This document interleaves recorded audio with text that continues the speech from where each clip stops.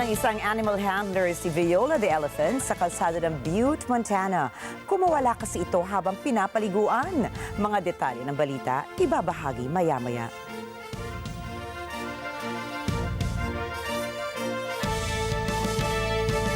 Magandang gabi, ako po si Ricky Matay.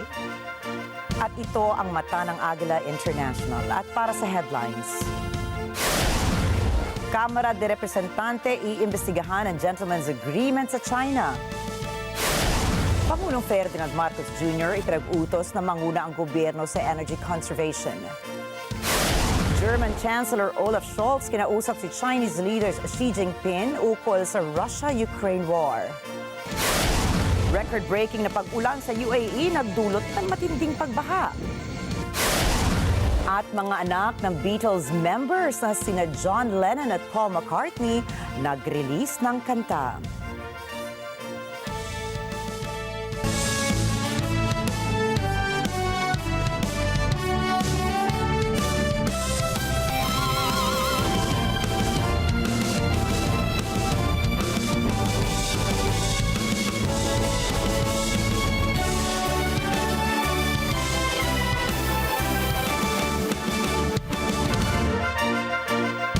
Iimbestigahan na mababang kapulungan ng Kongreso ang di umano'y gentleman's agreement sa pagitan ni dating Pangulong Rodrigo Duterte at China sa West Philippine Sea. Hiniling ni Assistant Majority Leader Jay Conghun na alamin ang katotohanan hinggil sa umano'y lihim na kasunduan. Dati nang pinaliwanag ni Conghun na dapat maisapubliko ang usaping ito para malaman ng sambayanan ang tunay na estado ng nasabing kasunduan. Tinukoy kasi ng mga eksperto na ang gentleman's agreement ng dating Pangulo ay posibleng act of treason. Samantala, naniniwala naman si House Majority Leader Jose Delipe na tama ang panawagan ni Conghun na suriin ang implikasyon ng nasabing kasunduan ukol sa sovereignty rights ng Pilipinas. Sisimulan ang investigasyon sa Gentleman's Agreement sa muling pagbabalik sesyon ng Kongreso sa darating na April 29. Sinabi naman ng Armed Forces of the Philippines o AFP na may namataan silang halos nasa 55 na Chinese vessels na umaaligid sa 5 features ng West Philippine Sea nitong Lunes, April 15. Ayon sa pahayag ni Philippine Navy spokesperson in West Philippine Sea Commodore Roy Vincent Trinidad, nasa mga tubig ng Bajo de Masinloc, Lawak Island, Ayungin Shoal, Pag-asa Island at Panata Island ang nasabing Chinese vessels. Paliwanag pa po ni Trinidad, 4 dito ay China Coast Guard ships, 45 dito ay Chinese Maritime Militia ships, 4 ay Chinese fishing vessels at isa naman ay operated ng People's Liberation Army Navy. Dagdag pa ni Trinidad, mas mataas ang bilang na namataan ngayong linggo kumpara sa 45 Chinese ships noong April 10. Wala naman anyang naiulat na agresyon sa bahagi ng China sa panahon ng pagpapatrol. Nananatiling nasa mabuting lagay ang fishing activities ng mga Pilipinong mangingisda sa kabila ng presensya ng China sa West Philippine Sea. Samantala, ipinag-utos si Pangulong Ferdinand Marcos Jr. sa mga tanggapan ng gobyerno na manguna sa energy conservation. Matapos ilagay ng National Grid Corporation of the Philippines ang Luzon Grid sa red at yellow alerts at ang Visayas Grid sa yellow alert, nag-utos ang Pangulo sa mga ahensya ng gobyerno na magtakda ng mga pamantayan sa pagtitipid ng kuryente. Binigyan din ng Pangulo ang kahalagahan ng kooperasyon upang matiyak ang matatag na supply ng kuryente para sa susunod na mga araw. Hinihikayat niya ang pag-adopt ng energy efficient practices at ang pagtutulungan upang malampasan ang hamong ito. Sa karagdagang hakbang, ipinag-utos din ng Pangulo sa Department of Energy na maging alerto at makipagtulungan sa mga stakeholders upang tugunan ang sitwasyon sa power supply. Nagkaisa ang Pilipinas at Singapore para bumuo ng isang working group sa pagitan ng dalawang bansa ukol sa carbon credit market. Sa isang pagpupulong ni Foreign Affairs Secretary Enrique Manalo at Foreign Minister Vivian Balakrishnan, tinukoy ng dalawang opisyales ang isang bubuing framework para sa trade carbon credit. Alinsunod po ito sa naging Paris Agreement para labanan ng climate change. Naniniwala si Balakrishnan na magiging mayabong ang samahan sa pagitan ng dalawang bansa, partikular na sa ekonomiya ng Pilipinas at lumalaking business access ng Singapore sa carbon credits. Ayon sa United Nations Climate Change, makakakuha ang isang bansa ng carbon credits mula sa entities na nakababawas o nakakaalis ng greenhouse gas emission, kasama rito ang forestry at renewable energy. Samantala, tiniyak ni Balakrishnan na nais ng Singapore na mas paigtingin pa ang energy cooperation nito sa Pilipinas. Malaki po kasi ang tiwala ng mga Singaporean business firms sa prospects ng ekonomiya ng ating bansa. Sa huli, nananatiling isa sa mga top investors ng Pilipinas sa Singapore, kasama na riyan ang Japan at Germany. Sinabi naman ng NCR Police Office na nasamsam nila ang mga malalakas na armas, mga bala at iba pang kontrabando mula sa isang Chinese national sa isang operasyon kamakailan sa Taguig City. Sinabi ni Major General Jose Melencio Nartates na huli ang suspect, ang 24-year-old na si Wang Shengsu sa loob ng isang prominenteng subdivision sa Barangay Bambang. Dalawang iba pang Chinese nationals na naroon sa bahay ang kasalukuyang nasa kustudiya para sa karagdagang investigasyon. Samantala, isang Chinese individual naman ang arestado sa pagtatangkang pagsuhol para sa pagpapalaya sa mga naunang nahuli. Natagpuan sa operasyon ang iba't ibang uri ng baril, isang rifle, granada at maging tactical vests at helmet na may tatak na China sa itaas nito. Nako, ay kinumpis rin po ng mga otoridad ang isang sports car, isang electric SUV, sports bike at electric bike na walang tamang rehistro.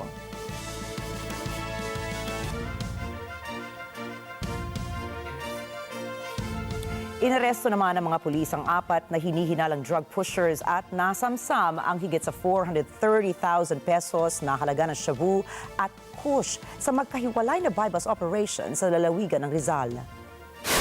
Sinabi ng Calabarzon Police Regional Office na nahalata ng mga pulis sa bayan ng Taytay ang isang grupo ng mga sugalero sa Barangay San Juan.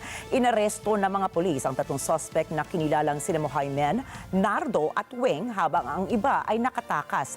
Ang tatlo ay nahulihan ng may 5 plastic sachet ng hinihinalang shabu na may timbang na 25 grams at nagkakahalaga ng 178,800 pesos. Samantala, hinuli ng mga anti-drug operatives sa Antipolo City si alias Bador matapos niyang magbenta ng isang pack ng shabu sa isang undercover cop sa Barangay Mayamot.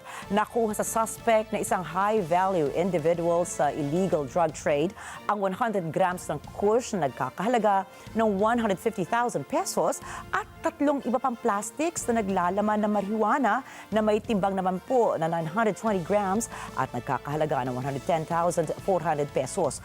Ang lahat ng mga suspect ay nasa kustudiya na ng pulisya at haharap sa isang formal na reklamo para sa paglabag sa Comprehensive Dangerous Drugs Act of 2002.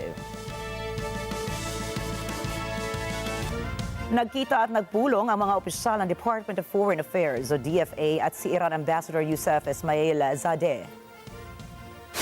Ayon kay Foreign Affairs Undersecretary Eduardo de Vega, kasama niya nakipagkita sa Iran envoy si Assistant Secretary Mardomel Melicor. Sa nasabing pulong, tiniyak ni Iran Ambassador Zadeh na mapapauwi ng ligtas sa lalong madaling panahon ang 4 na Pinoy seafarers sakay ng MSC Ares na binihag ng Iran Forces. Una nang sinabi ni de Vega na binigyan ng pagkakataon ang 4 na Pilipino na matawagan ang kanilang mga pamilya dito sa Pilipinas para maipaalam ang kanilang kalagayan. Inihayag naman ng DFA na regular silang magbibigay ng updates kaugnay sa naturang usapin. Susunod, Chinese leader Xi Jinping at German Chancellor Olaf Scholz nagkita sa Beijing. UN Libya envoy nagbitiw na sa pwesto. At Solomon Islands nagsimula na ng kanilang eleksyon. Ang iba pa mga balita sa pagbabalik na Mata ng Agila International.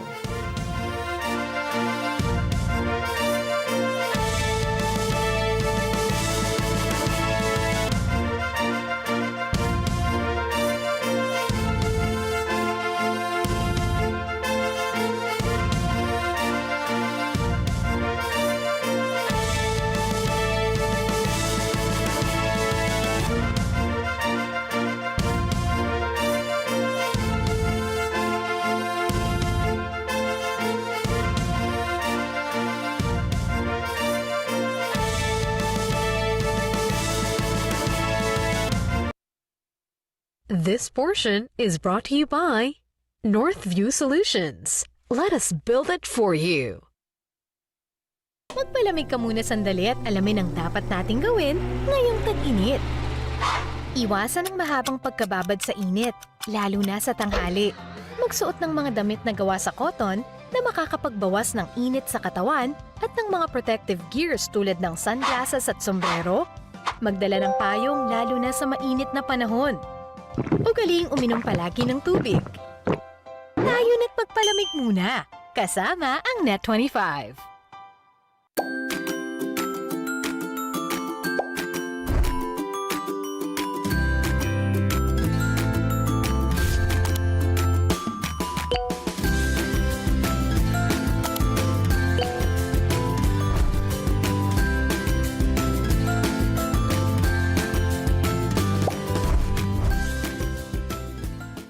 Politika, krimen, o mga isyung malapit sa sikmura ng sambayanan. Sa pagputok ng mga balita, kami ang inyong mata. Gabi-gabi, hatid namin ang matatag, matapang, at matapat na balitan. Kami ang inyong mga mata sa mga isyung dapat ninyong malaman.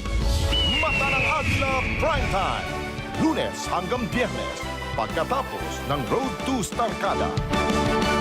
This portion is brought to you by 318 Automart.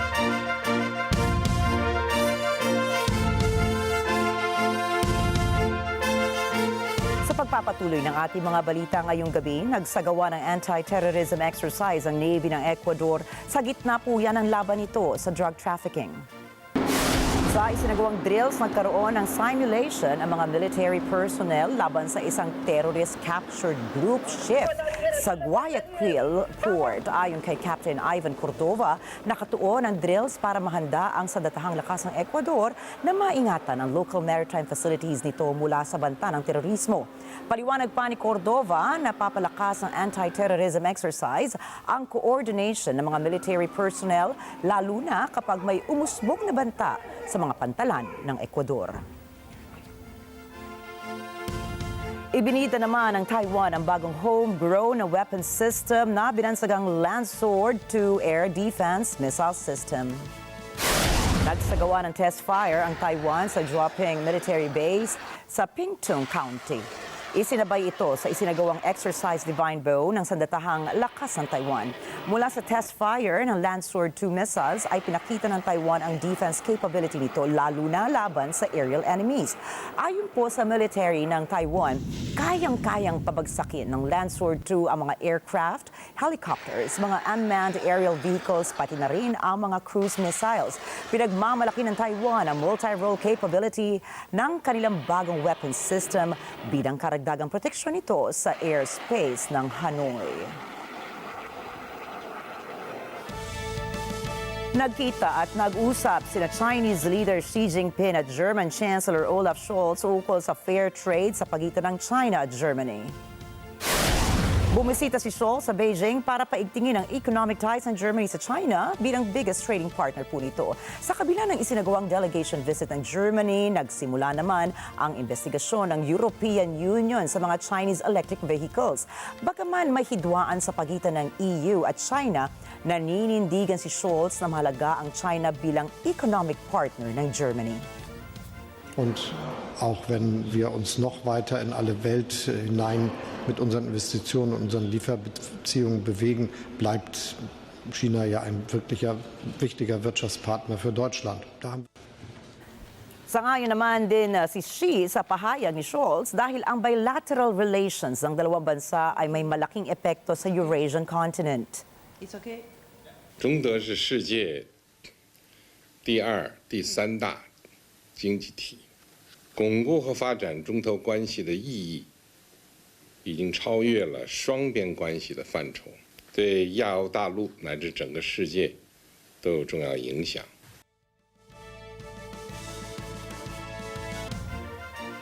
Samantala, sinabi naman ni German Chancellor Olaf Scholz na hinikayat niya si Chinese President Xi Jinping na himukin ng Russia na tapusin na ang gyera nito sa Ukraine.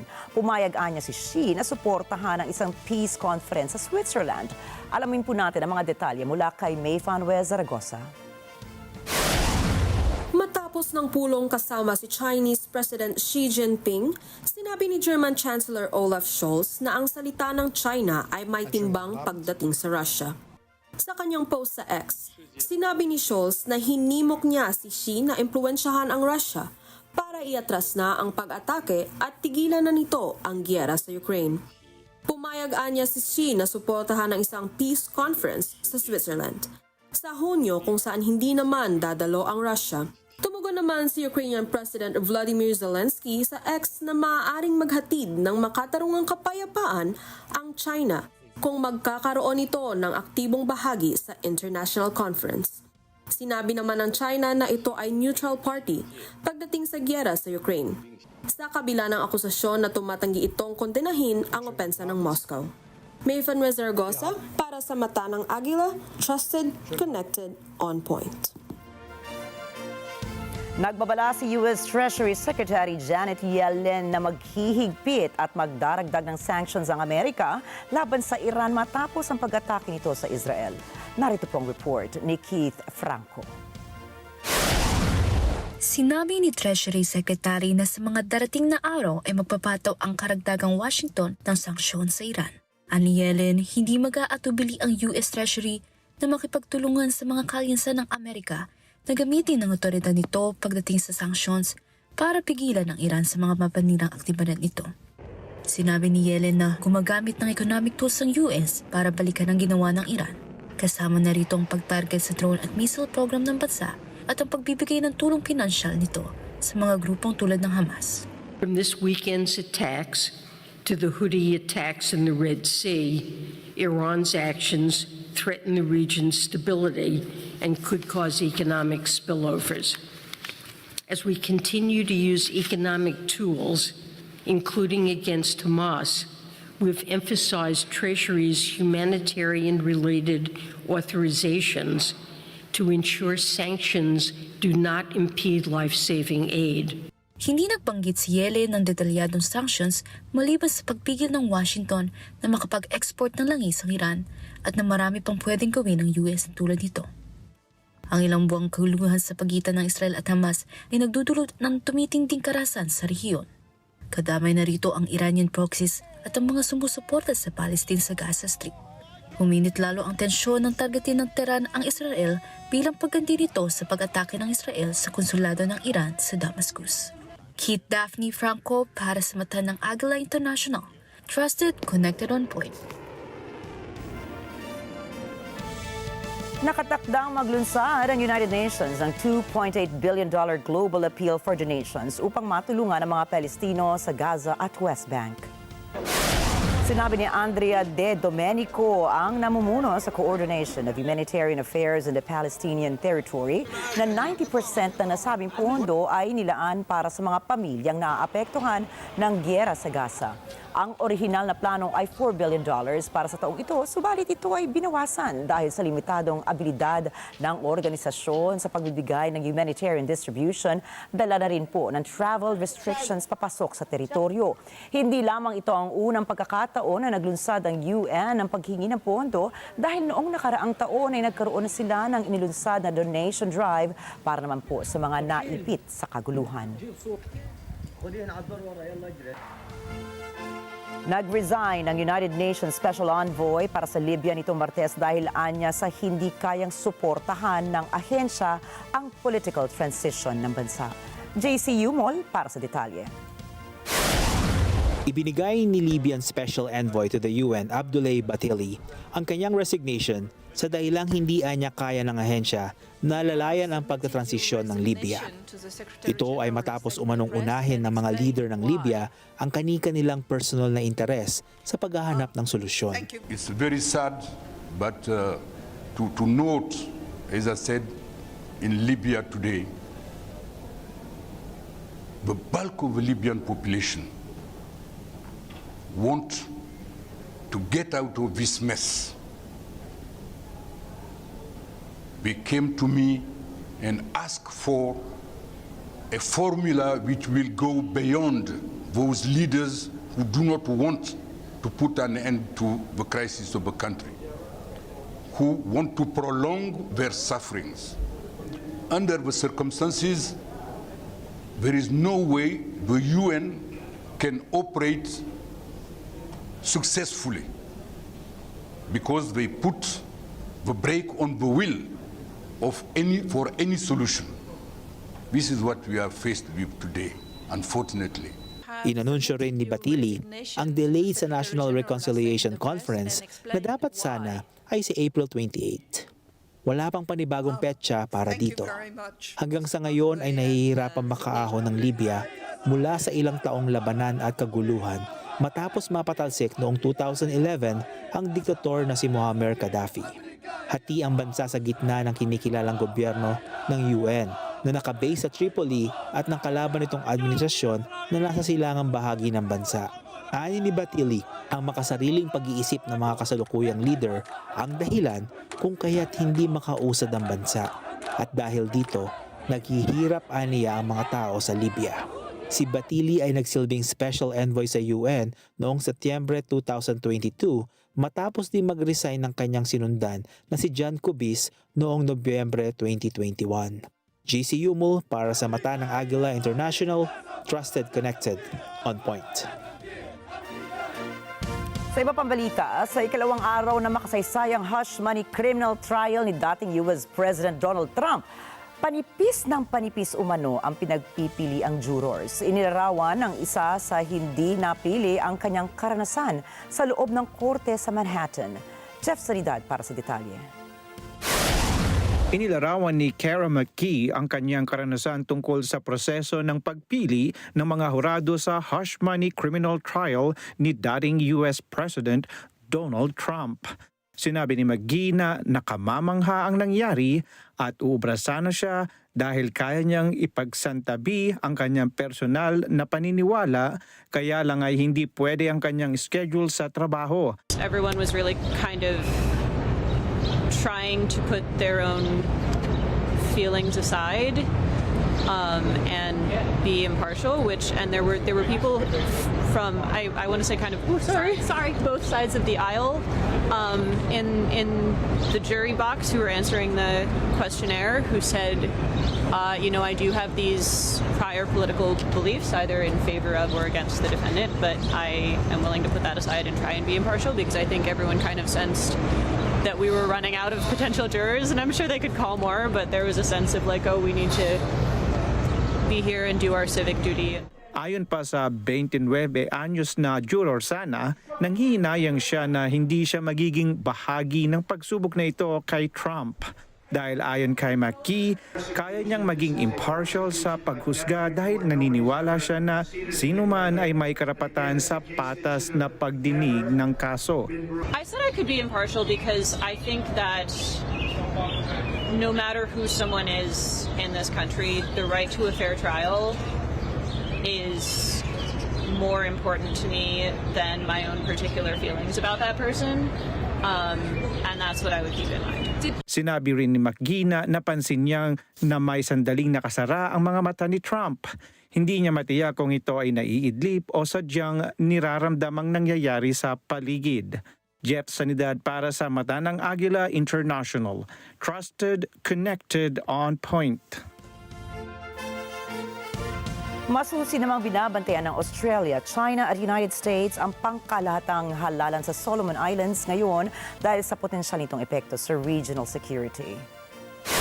Ito kasi ang unang halalan mula nang ilipat ng administrasyon ni Prime Minister Manasseh Sogavare ang official diplomatic relations sa China mula sa Taiwan at ipinangako niyang palalakasin palalo ang relasyon na ito kung siya ay muling maihahalal. Samantala, nais sa mga pangunahing kalaban ni Sogavare na bawasan ang impluwensya ng Beijing dahil ang matagal nang ipinangakong tulong mula sa China ay tila hindi pa rin nagpapabuti sa buhay ng mga nasa bansa. Ang mga serbisyong pangkalusugan ng bansa, edukasyon at hindi sapat na mga kalsada ang mga pangunahing prioridad para sa maraming botante. Si Matthew Whale ng Solomon Islands Democratic Party na kritikal sa presensya ng pulisya ng China sa isla ay nangako na kung maihahalal ay palalakasin nito ang edukasyon at aayusin ang mga ospital na madalas na nauubusan daw ng gamot. Ang isa pang kandidato ng oposisyon, si Peter Caniloria Jr. Jr. ng United Party ay nagsabi naman na nais niyang burahin ang security agreement ng China at magkaroon ng cooperation sa infrastruktura sa West upang bawasan ang impluwensya ng Beijing.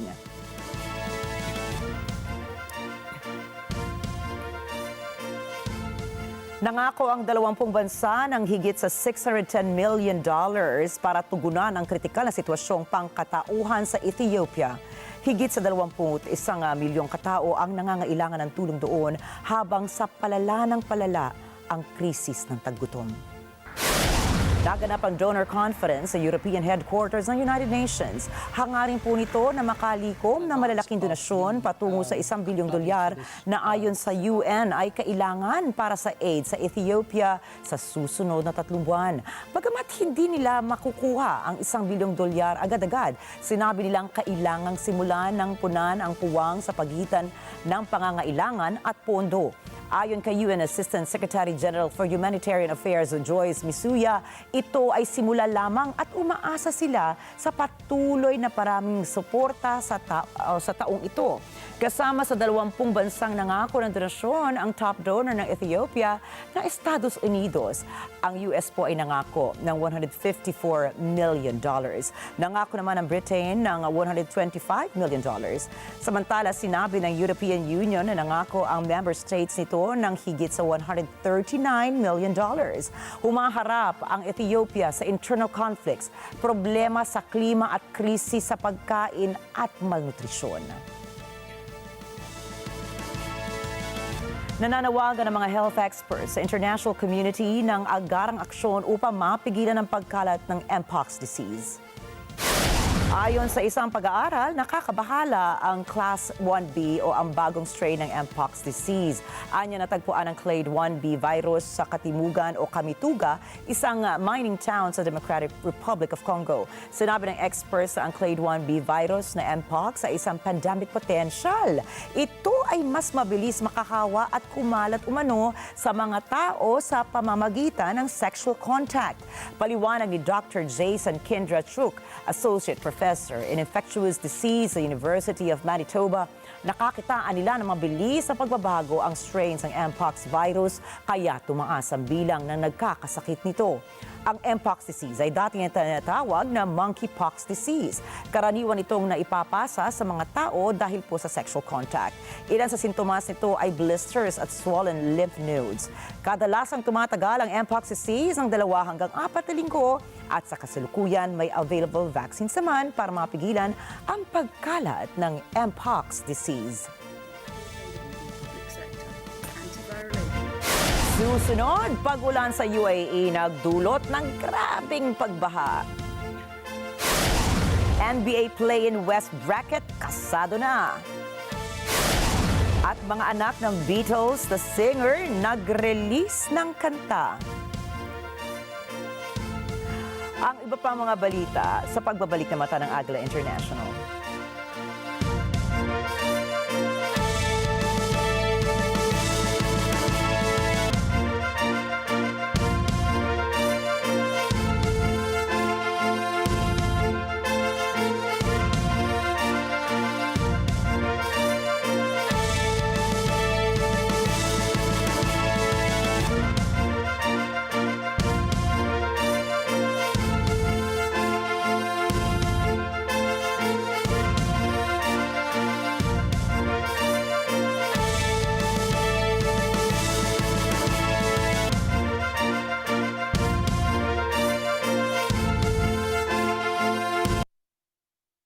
This portion is brought to you by Robic Builders.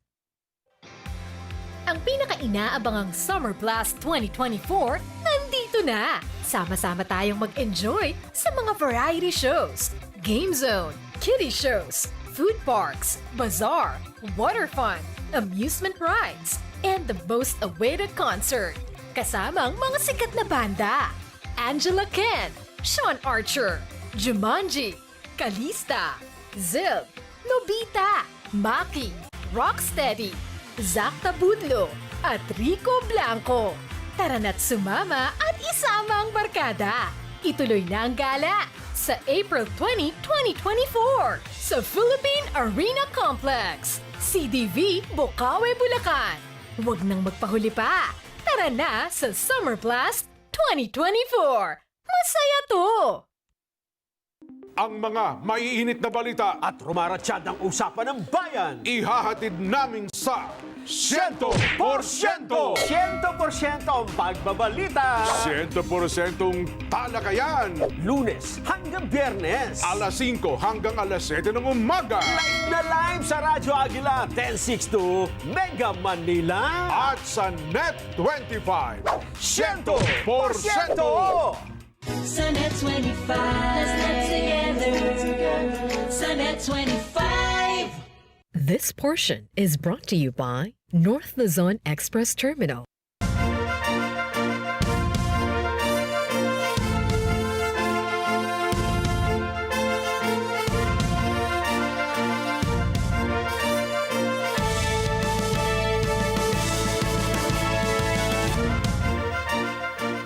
Nagbabalik po ang mata ng Agila International. Nagdulot na matinding pagbaha ang record-breaking na pag-ulan sa United Arab Emirates. Batay sa datos ng meteorologists ng bansa, higit sa 142 millimeters na ulan ang naitalang bubuhos sa UAE. Ito na kasi ang average amount ng rainfall sa loob ng 1.5 year. Bunsod ng pagbaha sa UAE ay napinsala ang operasyon sa Dubai International Airport, ang tinaguri ang world's busiest for international travel. Lubog din sa baha ang kalsada ng buong syudad ng Dubai. Nagpadala na rin ng mga tanker trucks ang otoridad para ipump ang sobrang tubig. Nagsuspindi na rin ng klase ang mga paaralan sa buong UAE dahil sa masamang lagay ng panahon. Samantala, pumalo na sa 18 na katao ang patay sa Oman dahil naman sa matinding pagbaha, bunsod na malakas na pag-ulan sa nasabing rehiyon. Daan-daang Palestinians ang pumila para sa tinapay mula sa isang panaderyang muling nagbukas. Ito ay na makapasok ang sariwang supplies ilang buwan matapos harangan ang lugar. Narito po ang report ni Emmy Kapili Tarroja. Ilang oras pumila ang daang-daang Palestinians sa Gaza para makabahagi sa subsidized na tinapay mula sa panaderyang ito. Kade-deliver lang kasi ng World Food Program ng mga sangkap para makagawa ng tinapay. Bata, matanda, babae at lalaki, lahat ay nakaabang sa pinakasasabikang tinapay. Ayon sa isang nakapila, nang pigilan ng Israel ang pagpasok ng harina sa Gaza, nagsimula silang kumain ng mais at barley at kalaunan pagkain ng hayop. Para naman sa iba, sa kabila ng ligaya nila na may tinapay ng muli, sadyang pagod ang nanaig sa kanila ngayon. Mula sa pagkawala ng kanilang mga mahal sa buhay, anak, asawa, hanggang sa kanilang kabuhayan. Anila, higit sa tinapay, hiling nila ang pagtatapos ng gera. Emmy Kapili Tarroja para sa mata ng Agila International. Trusted, connected, on point. Nangangamba naman po ang mga biologists dahil sa coral bleaching sa Great Barrier Reef ng Australia. Inanunsyo ng U.S. National Oceanic and Atmospheric Administration o NOAA na kasalukuyang nakararanas ng Great Barrier Reef ng second major coral bleaching event sa loob ng 10 taon. Paliwanag ng NOAA, nagaganap ang coral bleaching kapag pumalo ang temperatura ng dagat sa higit sa 1 degree Celsius. Kapag patuloy nilang umiinit ang tubig sa karagatan, ay magiging madalas na ang coral bleaching sa reef.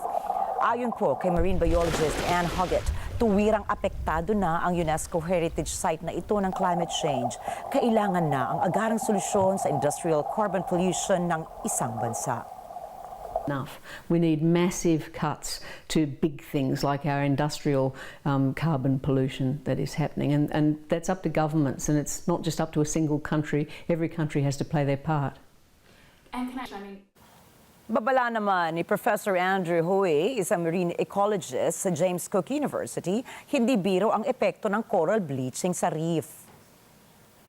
You know, so we'll lose a lot of those structure-forming corals, so a lot of the plating ones, a lot of the branching corals, and these are a lot of the corals that fish rely on, right? So we lose them, we lose the fish, we lose the whole ecosystem. Tinaguri ang world's largest living structure ang Great Barrier Reef dahil sa habang 2,300 kilometers na kayang magbahay sa higit 600 types ng coral at 1,625 fish species. Kumawala ang isang dabuhalang elepante mula sa kanyang handler at gumalagala sa kalsada ng Butte, Montana. Ayon sa mga nakasaksi, ang dambuhalang elepante ay chill na naglalakad habang hinahabol ng kanyang handler para ikoral. Kilala ang elepante bilang si Viola ng Jordan World Circus. Ayon sa venue manager ng circus, pinapaliguan ng isang handler si Viola nang pumutok ang tambutso ng isang sasakyan sa Civic Center at na tinutuluyan ng circus. Aba, nagulat po si Viola at kumawala sa pen nito. Tumagal ang 10 minutes ang habulan sa pagitan ni Viola at ng handler nito. Tiniyak naman ng Jordan World Circus na ligtas at nasa mabuting kalagayan ang nakapamasyal na si Viola the Elephant.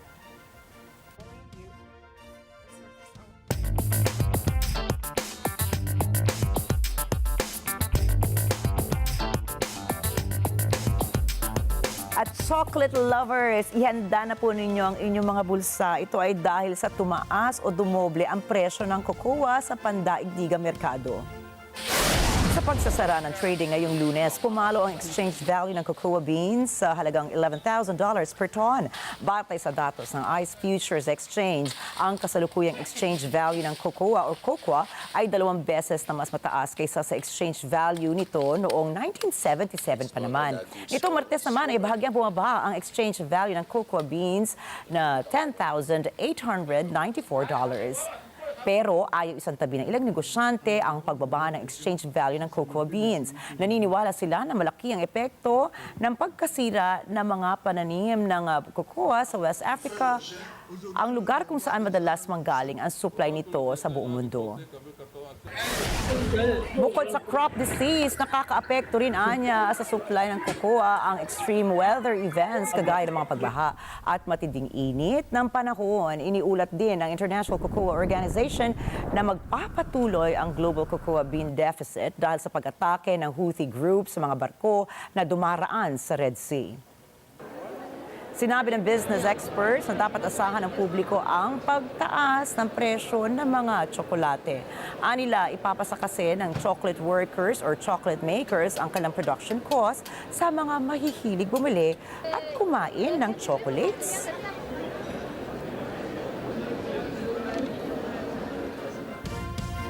Sa kabila naman ng tagumpay ng European Union force na protektahan ang cargo ships laban sa pag-atake ng Houthi, kailangan pa rin ng karagdagang warships para madagdagan ang freight traffic doon.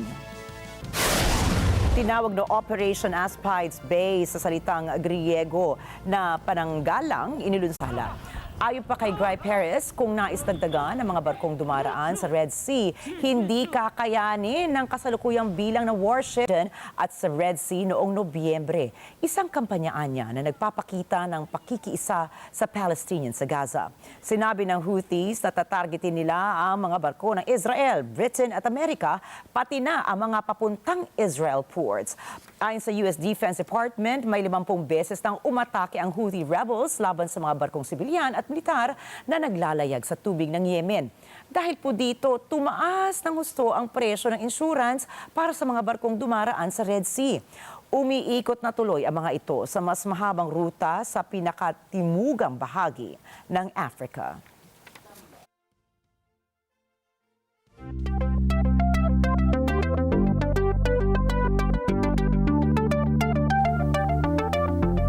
Focus ng sinimulang Megatech Conference Web Summit sa Brazil ang kinabukasan ng artificial intelligence, climate change at kababaihan sa teknolohiya. Ana Cui para sa detalye. Ang Web Summit na ito ay kilala bilang Davos for Geeks. Sa ikalawang edisyon nito sa Rio de Janeiro, Brazil, higit sa 600 tech gurus, mga personalidad at iba pang tagapagsalita ay nakisalamuha sa higit na 1,000 startups. Ayon sa organizers, halos 50% ng startups na sumali ngayong taon ay pinamumunuan ng kababaihan, isang record para sa Web Summit na nagsimula noong 2009. Nagmula ang mga ito sa mga bansang Argentina, Brazil, Portugal at Uruguay.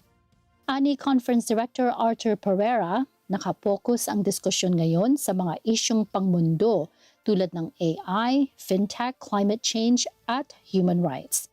Anya, ang pagsasamang ito ng tech leaders mula sa Latin America ay oportunidad na pasulungin pa ang tech scene sa rehiyon.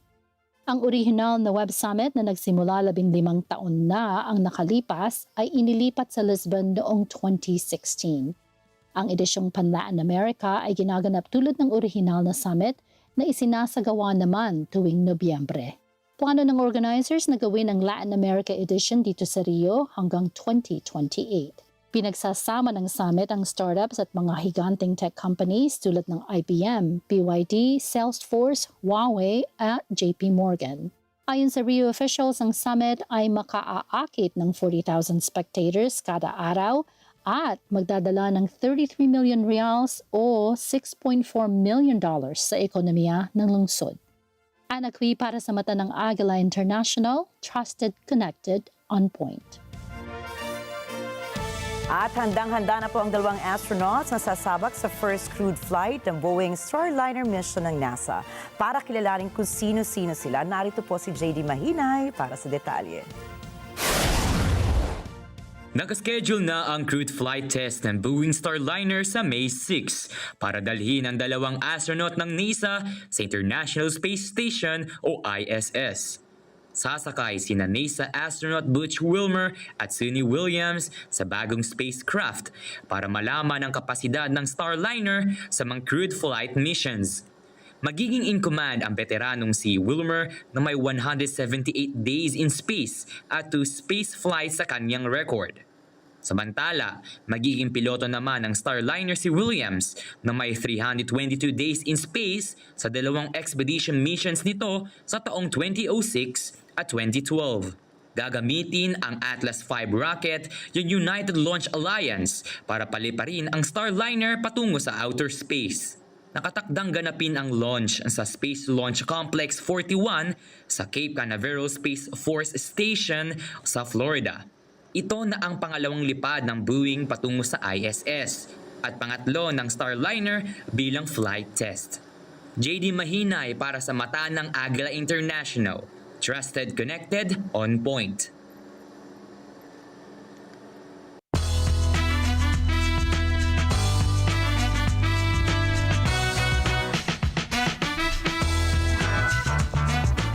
Here come the Suns. Ito na ang pinakahihintay na collaboration ng mga fans ng Beatles. Dahil hindi man nagkaroon muli ng pagkakataon na masilayan ng publiko ang epic reunion ni John Lennon at Paul McCartney ng British band na The Beatles, nag-release naman ang kantang Primrose Hill sina Sean Ono Lennon at James McCartney. Si Sean po ay anak ni John Lennon at Yoko Ono, samantalang si James ay anak naman ni Paul at Linda McCartney. Ang team-up ni Sean at James ay ang second generation ng Lennon-McCartney musical collaboration. Sinabi ni James sa kanyang Instagram na excited siya na i-share sa kanilang mga fans ang Primrose Hill song nila ni Sean.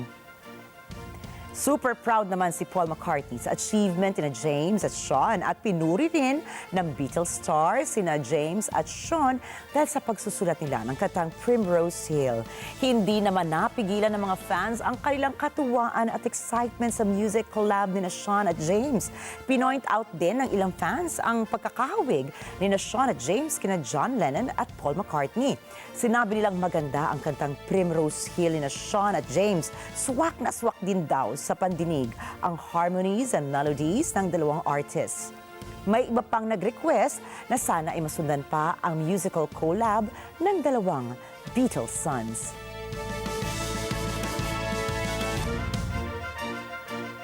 Inaabangan na ngayon ng Swifties ang The Tortured Poets Department album ni Taylor Swift matapos siyang mag-post ng larawan sa kanyang mga social media accounts. Silipin po natin ito sa report ni Queenie Noble.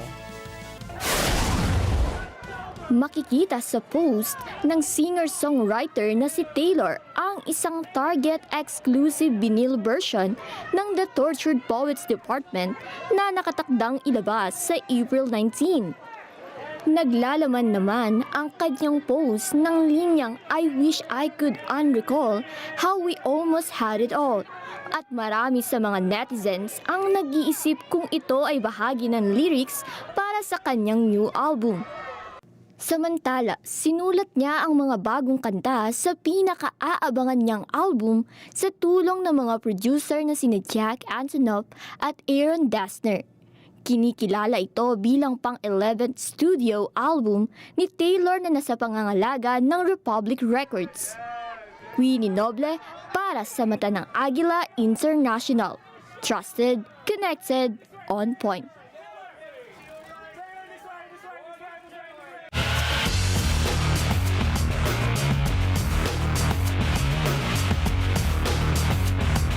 At balitang sportsman po tayo, nakatakdang labanan na ng Denver Nuggets ang koponan ni James Lebron, habang ang Golden State Warriors naman ay laglag na para sa playoff contention. Narito po si Vin Pascua para sa detalye ng balita. Para maabot ang number 7 seed sa score na 110-106. Binuhat ni hanggang sa kaduluduluhan ng laro. Sinubukan naman ni Zion Williamson na putulin ng 10 puntos na labang ng Lakers sa fourth quarter, kung saan napaabot niya ito sa isang tie. Ngunit nagna ni De'Aaron Fox at ng Sacramento Kings ang former NBA champions na Golden State Warriors na binubuo naman ni Draymond Green, Steph Curry at Chris Paul. Naging masalimot ang larong ito para kay Klay Thompson na hindi nakascore sa kahabaan ng must-win game para sa Warriors. Naging importanteng bahagi si Klay Thompson ng Warriors dynasty at ang kalahati ni Stephen Curry sa palayaw na Splash Brothers, kung saan nakakuha sila ng 4 na championships sa 6 na NBA Finals sa gitna ng 2015 hanggang 2022 season. Magiging free agent si Thompson sa paparating na postseason, kung kaya't naniniwala ang ibang fans na huling beses na niya itong maglaro para sa Warriors. Nagtapos ang laro sa score na 94-118 para sa Sacramento Kings. Sunod na makakaharap ng Kings ang Pelicans para paglabanan ng 8th seed para malaman kung sino ang makakalaban ng Oklahoma City Thunder. Para sa Balitang Sports, Vin Pascua para sa mata ng Agila International. Trusted! At matagumpay po na naiuwi ng bansang Ethiopia ang kanilang kauna-unahang titulo sa Boston Marathon. Narito muli si Vin Pascua para sa detalye ng balita. Tinapos ni Ethiopian long-distance runner Sisay Lema ang men's race sa loob ng 2 hours, 6 minutes and 17 seconds. Matapos niyang maungusan ng 41 seconds ang second runner-up na si Mohamed Essa at 1 minute and 5 seconds naman ang third runner-up at double defending champion na si Evans Chebet. Kinilala rin bilang top-performing men's runner ang taga-US na si CJ Albertson na nasa ika-7 pwesto at may unofficial time record na 2 hours, 9 minutes and 53 seconds. Samantala, nadepensahan naman ni Helen Obiri ng Kenya ang kanyang titulo sa women's race na unin niyang naipanalo noong 2023. Mainit naman ang naging pagtatapos ng karera matapos nilang magtapatan ng dating New York City Marathon champion na si Sharon Lokedi. Dikitan ng mga huling sandali sa pagitan nilang dalawa at hindi nagpahuli si Obiri nang maunahan niya si Lokedi ng 8 seconds sa oras na 2 hours, 22 minutes and 37 seconds. Back-to-back na pagkapanalo ito para kay Obiri na siyang kauna-unahang babae na nanalo sa magkasunod na taon. Kinilala naman bilang top-performing US women's runner si Emma Bates sa natapos niyang unofficial time na 2 hours, 27 minutes and 14 seconds. Para sa Balitang Sports, Vin Pascua para sa mata ng Agila International. Trusted, connected, on point. Susunod, Meghan Markle naglabas ng bagong lifestyle brand. Phil-Am singer nagwagi sa Olivier Awards. Naku, sino po kaya yan? At abangan ang pang mga storya pagdating ni Alma Angeles at ng Net25 World News. Wala pong bibitiw dahil ang detalye ng ating mga balita sa pagbabalik na mata ng Agila International.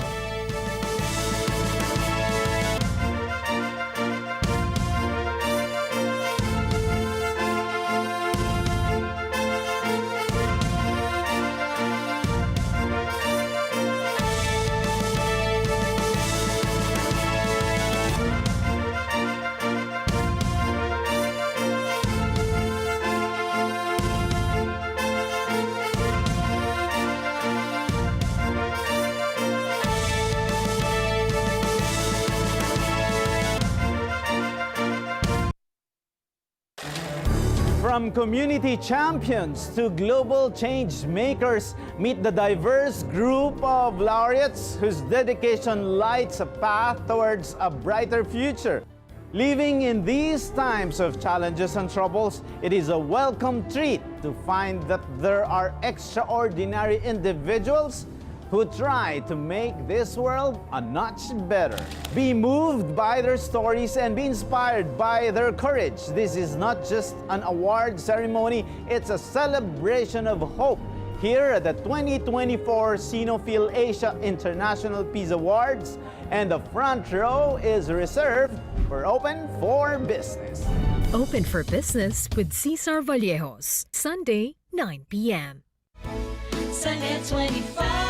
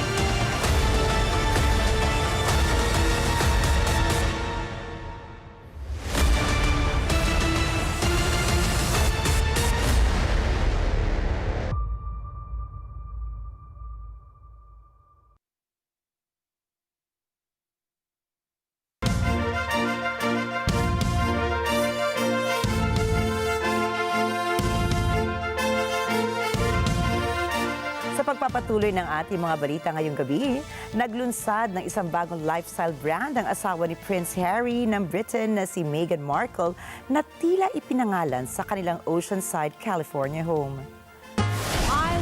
Isang Instagram page at website para sa American Riviera Orchard ang nag-live ng walang paunang pasabi nitong Huwebes na kapwa nagtatampok sa isang gold-colored crest para sa bagong venture. Itinampok sa logo ang salitang Montecito, ang celebrity enclave kung saan naninirahan ang mag-asawa mula pa noong 2020 na malapit sa Santa Barbara na kung minsan ay kilala rin bilang American Riviera. Mababasa sa biography ng naturang social media account ang By Meghan, The Duchess of Sussex. Kinumpirma naman ng isang kinatawan ng Duchess ang kanyang partisipasyon sa new venture, ngunit hindi na nagbigay ng iba pa mga detalye. Lumilitaw na ang American Riviera Orchard ay isang brand na may temang kitchen and lifestyle.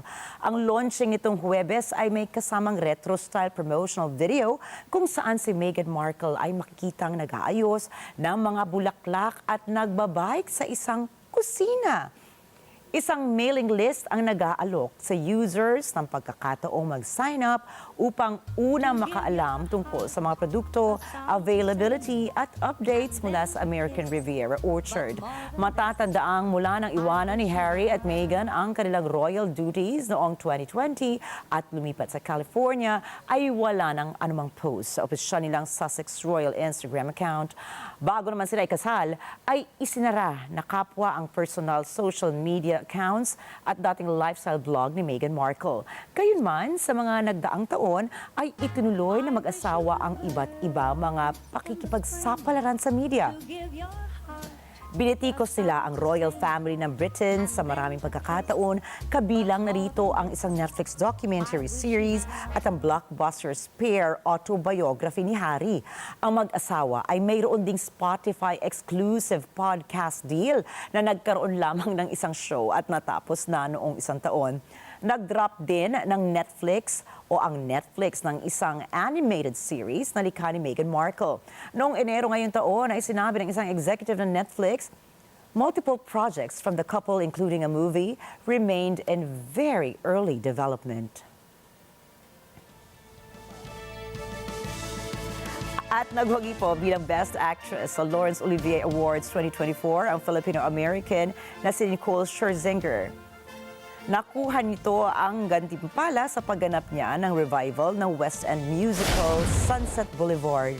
Sa social media account nito ay labis ang kanilang kasiyahan dahil sa pagkapanalo ng award kung saan gumanap siya bilang si Norma Desmond sa nasabing pelikula.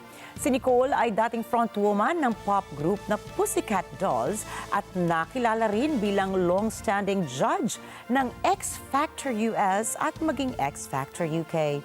Pinasalamatan ng dating Pussycat Dolls member ang mga fans at mga nakasama niya sa trabaho para sa pagtulong at pagsuporta sa kanyang karera. Isa na rin ang theater actress na si Lea Salonga na bumati kay Nicole.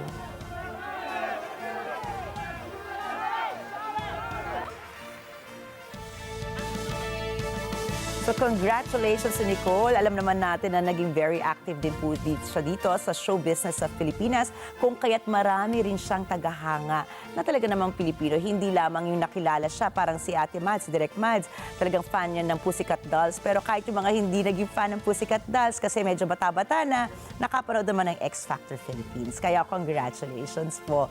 At tandaan po, gabi-gabi, narito po kami para maghatid ng balita sa amang dako ng mundo.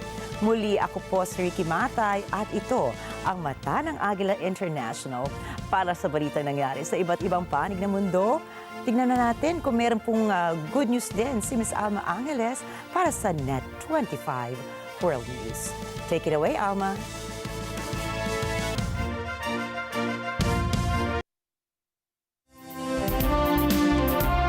Thank you, Ricky. And now to the news. A volcano erupted several times in Indonesia's outermost region overnight today, forcing hundreds of people to be evacuated. Dubai International Airport, the world's busiest for international travel, is back in operation after a brief closure due to heavy rains and floods. And tensions in the Middle East continues. Israel and Iran traded threats after Tehran's first ever direct attack on its arch foe, sharply heightened tensions in a region already on edge after 6 months of war in Gaza. And a judge in Donald Trump's historic criminal trial warned the Republican presidential hopeful against intimidating jurors as 7 panelists were chosen with unexpected speed following questioning by both sides.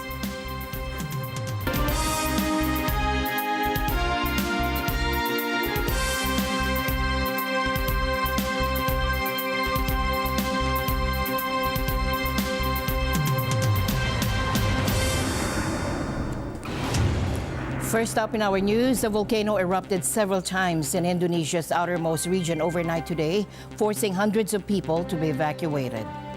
The Volcanology Agency said Tuesday that volcanic activity had increased at Ruwang after 2 earthquakes in recent weeks. The alert level for the volcano, which has a peak of 725 meters above sea level, was then raised from 2 to 3, the second highest possible level before the eruption. Now, authorities had also imposed a 4-kilometer exclusion zone around the crater.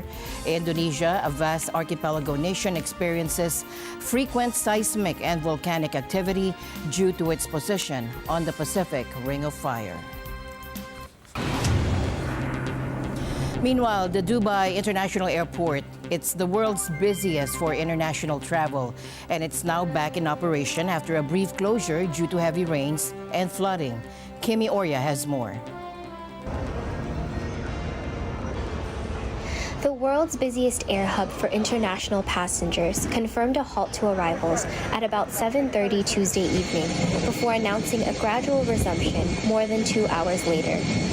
Earlier, the airport, which had been expecting more than 100 flight arrivals on Tuesday evening, took the unusual step of briefly halting its operations in the chaos caused by the storm.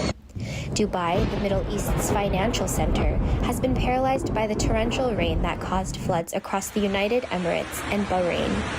The rain has left 18 dead in Oman. Dubai's flagship shopping centers suffered flooding. Waist deep has been reported in several parts of the city. Some roads collapsed. Householders report leaks from roofs, doors, and windows. Schools have been shut across the UAE. Dubai's government also extended remote working for its employees into Wednesday. Some inland areas of the UAE recorded more than 80 millimeters of rain over 24 hours. That's near the annual average of about 100 millimeters. Kimmy Oria for Net 25 World News. In neighboring Manama, the capital of Bahrain, it's also currently experiencing severe flooding on its streets due to heavy rains and strong winds. Our correspondent, Victor Sanchez, reports from the affected area. The Kingdom of Bahrain is grappling with the aftermath of heavy rains and flooding that have swept through the country overnight. The severe weather has caused widespread disruption, affecting both urban and rural areas and causing significant effects. The heavy rains led to flash flooding in several regions, including the capital city, Manama. Roads have been submerged, and many residential areas have been flooded, prompting emergency services to carry out rescue operations and provide assistance to affected residents. Bahrain's Meteorological Directorate issued a weather alert with intermittent moderate to heavy rainfall accompanied by strong winds, advising residents to take necessary precautions and stay updated with weather forecasts. The government has also issued advisories urging people to avoid non-essential travel and stay indoors to stay safe. Public infrastructure such as roads and bridges have been affected. Warnings issued by the Ministry of Interior for traffic disruptions, challenges for commuters, and road closures late last night included our intersection tunnels in Buri and Isa Town Gate, where diversions were placed. Authorities have activated emergency response plans, deploying police teams on the roads to provide support to those impacted. In an interview, overseas Filipino worker individuals said that it was their first time to experience such heavy rains and high levels of flooding in the country. Other Filipinos even offered assistance to each other, showing the spirit of bayanihan in the midst of the storm, helping those who were caught in the flooding where their cars stalled alongside other vehicles and offering their own place for temporary shelter to kabayans who experienced flood water entering their flats. As the situation develops, residents are urged to remain vigilant and follow safety guidelines issued by authorities. The heavy rains and flooding serve as a reminder for the importance of preparedness and resilience in the face of natural disasters. The Kingdom of Bahrain will continue to monitor the situation and take necessary measures to protect its citizens and other nationalities in the country. Victor Sanchez in Bahrain for Net 25 World News. And also tonight, Danish firefighters battled for a second day to extinguish a fire that gutted Copenhagen's historic former stock exchange. As police also said, an extensive investigation into the cause of the fire could last months. Take a look. It's mainly the half part of the building, the sort of front part of the building that is mostly destroyed, and the sort of back part of the building that is perhaps slightly less damaged. But it seems clear that the damages are very, very severe to the building. Now, half of the 17th century Borsen building was burned, and its 180-foot spire tumbled to the ground in the fire that broke out on Tuesday morning in scenes that shocked Denmark. Emergency services announced the blaze was under control on Tuesday, but it continued to burn in the part of the building which had been undergoing renovation. On Wednesday morning, firefighters were still tackling flames in the damaged part of the building where only the exterior walls remain, that they wrote on X, the former Twitter. Half the building burned down and the tall spire fell over. Firefighters say they might need another day to put out the fire completely.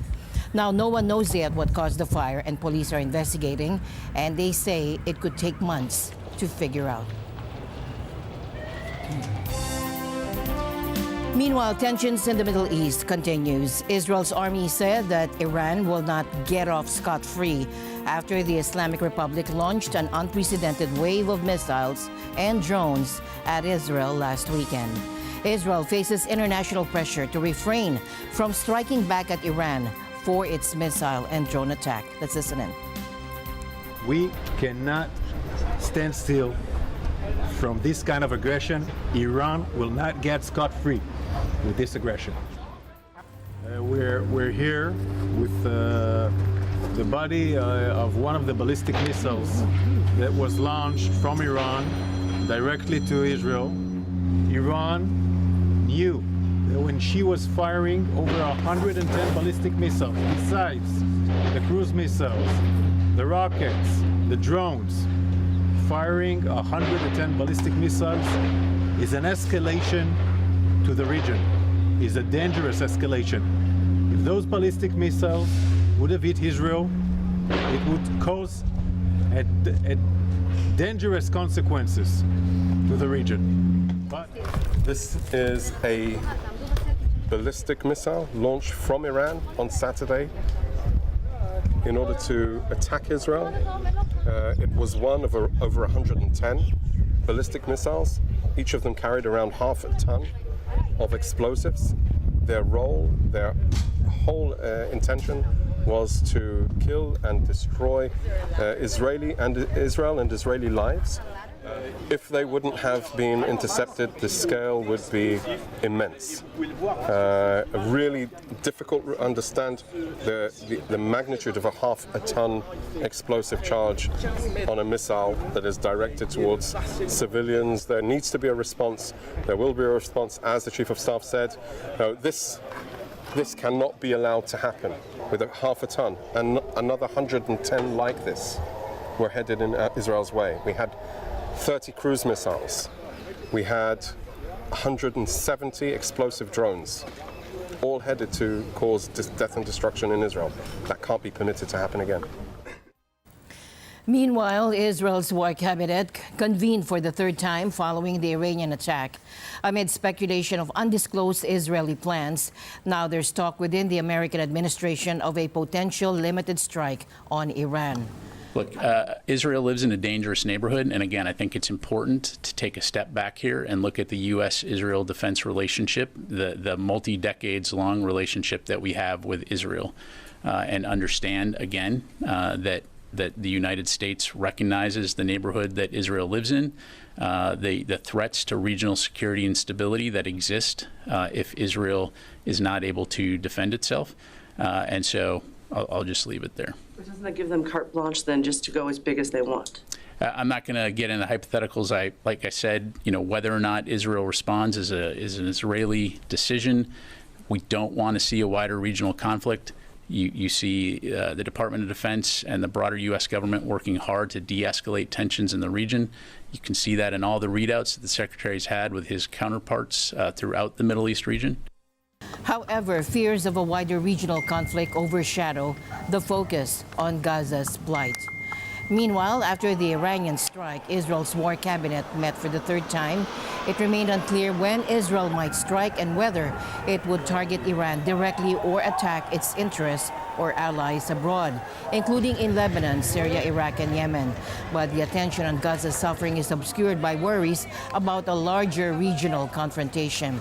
Rising food costs and financial shortages continue to exacerbate the situation, even though recent relief efforts have brought a shuttered bakery back to life. Now, this Gaza resident is asking, what more can I ask for than that? My only message is to stop the war today. I am happy, but I swear we are tired. We have lost our sons, daughters, and wives. We have lost our entire lives.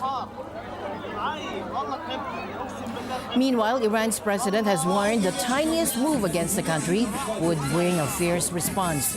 During a speech at an annual army parade, Iran paraded drones, missiles, and soldiers to show it is ready for any response from Israel after launching the unprecedented attack on its bitter enemy. The question now is, can we stop this conflict from getting worse? Russian President Vladimir Putin had a telephone conversation with Iranian President Ebrahim Raisi. Now, President Putin is urging Israel and Iran to avoid escalating tensions in the Middle East. Iran struck Israel after an alleged Israeli attack on Iran's embassy in Syria. Iran's President Raisi said that Tehran do not want to exacerbate the situation. Russia has been building stronger military ties with Iran since it invaded Ukraine in 2022. In other news tonight, U.S. Defense Secretary Lloyd Austin spoke with his Chinese counterpart Dong Jun via teleconference on Tuesday in the first substantive talks between the superpowers' defense chiefs in nearly 18 months. Take a look. During the discussion, Secretary Austin emphasized the importance of continuing to open lines of military-to-military communication between the U.S. and the People's Republic of China. He also underscored the importance of respect for high seas freedom of navigation guaranteed under international law, especially in the South China Sea, and reiterated that the United States will continue to fly, sail, and operate safely and responsibly wherever international law allows. Secretary Simon, other than to say what we've put out there, we've been working very hard for many months to prevent a wider regional conflict in the region, and we'll continue to work toward that end. Meanwhile, Beijing in turn said Dong had used the talks to call for greater trust between the two powers. He also urged the U.S. to respect his country's position on the South China Sea, which Beijing claims almost in its entirety and where tensions have flared in recent months. Dong said the U.S. side should recognize China's firm position, respect China's territorial sovereignty and maritime rights and interests in the South China Sea, and take practical actions to safeguard regional peace. There are multiple points of contention between Washington and Beijing, especially over Taiwan, the democratic self-ruled island, which China claims as part of its territory and has said it will not rule out using force to bring under its control. The U.S. has also highlighted multiple incidents in recent years in which it says Chinese warplanes and ships have operated in an unsafe manner around American aircraft and vessels. Now, in the latest diplomatic exchange, Singapore's Foreign Minister Balakrishnan was welcomed by Secretary of Foreign Affairs Enrique Manalo on April 16th, where they engaged in discussions followed by a lunch meeting. Now, both ministers, Minister Balakrishnan and Secretary Manalo, underscored the significance of bolstering ASEAN centrality and unity, as well as maintaining a rules-based international order to foster peace and stability in the region. Take a look.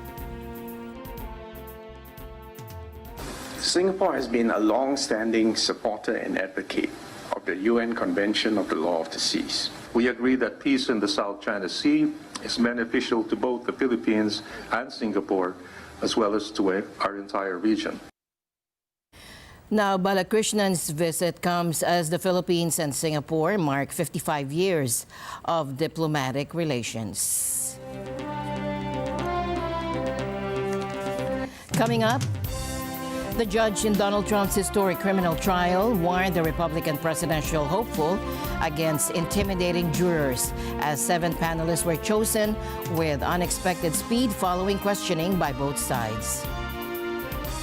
Australia's spectacular Great Barrier Reef is experiencing the most widespread bleaching on record, with 73% of surveyed reefs damaged. All these and more when we come back.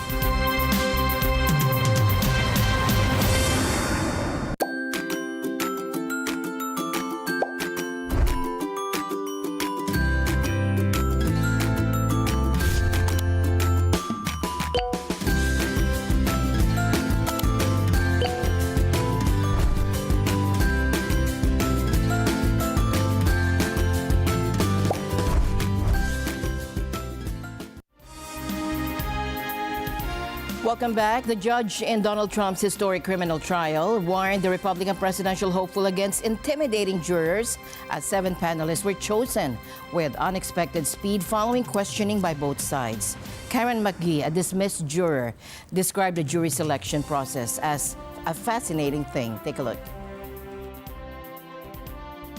Everyone was really kind of trying to put their own feelings aside and be impartial, and there were people from I want to say kind of both sides of the aisle in the jury box who were answering the questionnaire who said, I do have these prior political beliefs either in favor of or against the defendant, but I said I could be impartial because I think that no matter who someone is in this country, the right to a fair trial is more important to me than my own particular feelings about that person. A young black woman in the pool of candidates said that as a person of color, she has friends with strong opinions on Trump.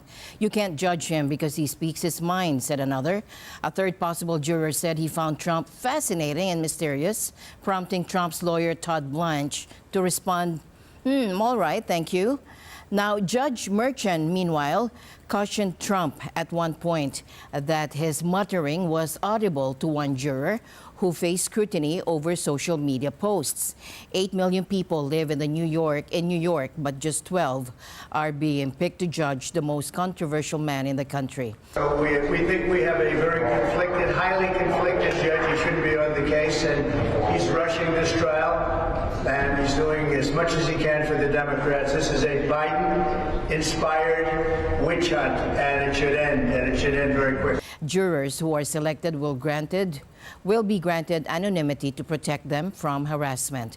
The final group will be asked to decide whether the 77-year-old White House candidate is guilty of 34 felonies and falsifying business records and a scheme to cover up reports on the eve of his 2016 election victory that he had an extramarital affair with an adult star, Stormy Daniels. Trump's trial might go on for a few weeks, and if found guilty, he could go to jail. If this is treated as a felony, he can get up to 4 years on each count. Now, I don't suggest they will really accumulate all those counts, but there are 34 different separate counts. Each mailing is treated as a different count. So if it's treated as a felony, 4 years per charge that he's convicted on, that's only the court has the discretion. I don't think you would give an elderly first offender more than a taste of prison. In other news tonight, Brussels authorities set off a political firestorm by ordering the shutdown of a hard-right political gathering. The move has been denounced by several European leaders, including Belgium's own prime minister, as an assault on free speech. Thomas I. Likeness reports. As keynote speaker, Britain's Nigel Farage spoke, rumors swirled that the two-day National Conservatism Conference was about to be shut down. Former British Interior Minister Suella Braverman followed Farage. Her speech went ahead despite police entering the venue to notify organizers of the ban. Farage says authorities also pressured the venue's owner. They have told this Tunisian owner, who believes in free speech, that if he carries on with this conference, they'll make sure he goes out of business. His wife is being threatened. This is what we're up against. The far right is predicted to surge in EU-wide elections taking place in June. And Braverman accuses Brussels authorities of trying to gag conservative voices. The radical left's attempts to stop this conference from taking place makes our gathering all the more important and all the more satisfying. Despite the confusion, speakers on stage pressed on with speeches attacking traditional right-wing issues.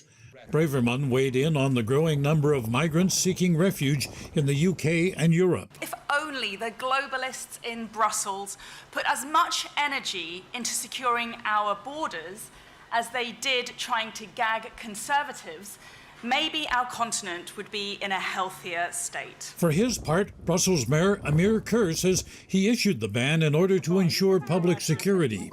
He says anti-fascist protesters had vowed to target the venue. Kur adds the far right is not welcome in his city. But Belgium's Prime Minister Alexander De Croo slammed the move as unacceptable. He says the Belgian constitution guarantees freedom of speech. Despite the order, the conference limped on through Tuesday afternoon. Police refrained from forcing out the participants, but they blocked new attendees from entering. Thomas I. Likeness, Net 25 World News.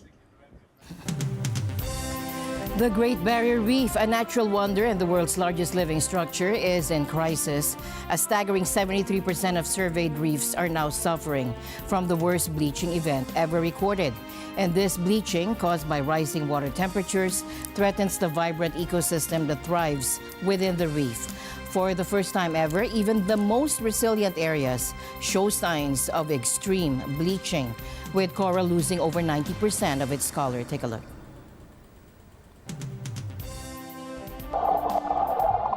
These extra vivid corals are signs of a reef fighting for its life. After another sweltering summer off Australia's northeast coast, scientists are piecing together the scale of damage to the world's largest reef system, the Great Barrier Reef. Up until about 8 weeks ago, it was just beautiful. Then in early February, the corals started to bleach. The only time we've seen bleaching this bad was in 2016, when just about everything died. As global sea temperatures rise and damaging storms become more common, driven by climate change, reefs around the world are increasingly threatened. Biologist Anne Hoggett has been closely monitoring the reef around the Australian Museum's Lizard Island Research Station on the northern end of the Great Barrier Reef for over 30 years. About 50% of the corals that we saw out there just now are dead and covered with algae. Aerial surveys by the government authorities who work to conserve the marine park say increased sea temperatures have impacted 3/4 of the Great Barrier Reef. About half of the 1,000 reefs studied showed high or very high bleaching, but the full impact is still being measured, says Great Barrier Reef Marine Park Authority Chief Scientist Roger Beeden. And what we saw over the summer months was very prolonged, elevated temperatures across most of the Great Barrier Reef. And so we don't know what the full consequences of this event currently are. Coral bleaching occurs when underwater temperatures are more than 1 degree warmer than their long-term average. As corals come under heat stress, they expel algae living within their tissues, draining them of their vibrant colours and eventually turning bone white. Without the algae, which is also their food source, they will die if temperatures don't drop in time. And so these beautiful colours, you know, the pinks and the blues, they're corals screaming out because that's their sunscreen. They make this sunscreen, and they look actually prettier than when they're healthy, because when they're healthy they've got a lot of brown on them. All these brown ones, they've turned up their toes and died. And this is an area that was only just starting to recover. These are small corals that are bleaching. You know, who knows if they'll survive. For the 7th time in 5 years, parts of the reef, which stretches across the size of Italy, are struggling through another mass bleaching, with effects in the shallows clear even above the waves. In the Coral Sea, James Cook University marine ecologist Andrew Hoey and his team are investigating the deeper reaches of the reef. So what we're seeing in the shallows is a lot of bleaching and a lot of coral mortality, but what we're seeing down deeper is that there is areas there that were close to 100%, 80, 90, 100% coral cover down at 80 to 100 metres depth. The cooler depths and water flow afford a safe haven for the rich and diverse coral communities as their shallower neighbours experience mass die-off. But Hoey says that might not last. Obviously, as the surface waters are heating that much, it's got to attenuate down, right? It's got to be extending further and further down. And so we're going to see more and more bleaching at depth. Coral reefs are often referred to as the rainforest of the seas, as they are home to a huge amount of biodiversity. As temperatures rise, this is rapidly changing. A bit like if you have a bushfire, there's some things that grow back quickly and other things take a lot longer to grow back. We have some species of corals that can live 1,000 years or more, and they, if one of those dies, then it takes that long for them to come back. Other ones can bounce back in a matter of 5-10 years, and that's what we've seen. Professor Terry Hughes, one of Australia's foremost reef scientists, says that even though some corals quickly regrow, the overall makeup is changing as reef health and diversity reduce. So the resilience of the reef is actually compromised by the rapid recovery of these heat-sensitive species, which is a very good species at growing quickly and recovering after a major die-off. But unfortunately, it's also the most susceptible group of corals to the inevitable heat waves that are continuing.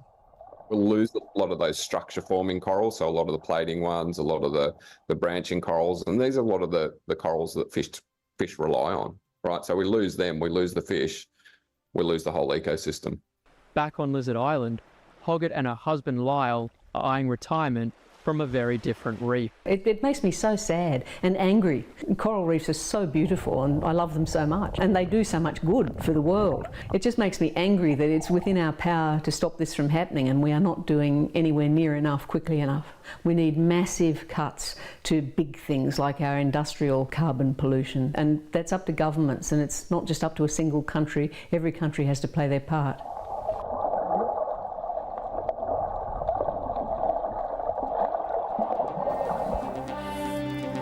Boeing says its Starliner spaceship will now be ready to carry out its first crewed flight by March.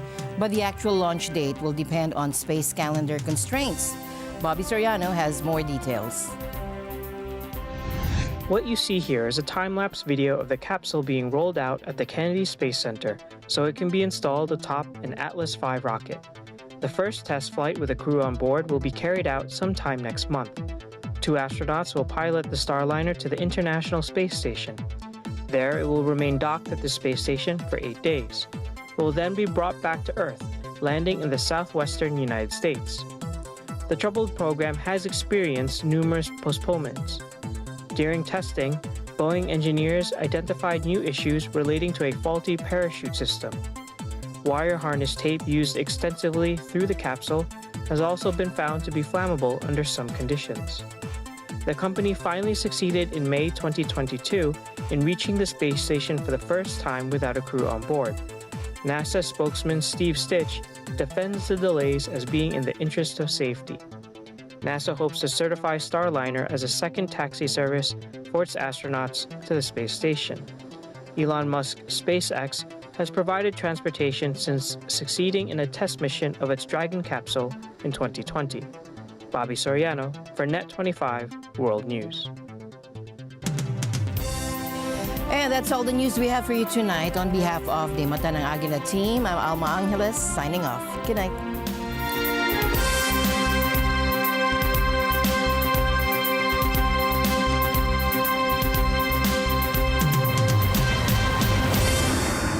This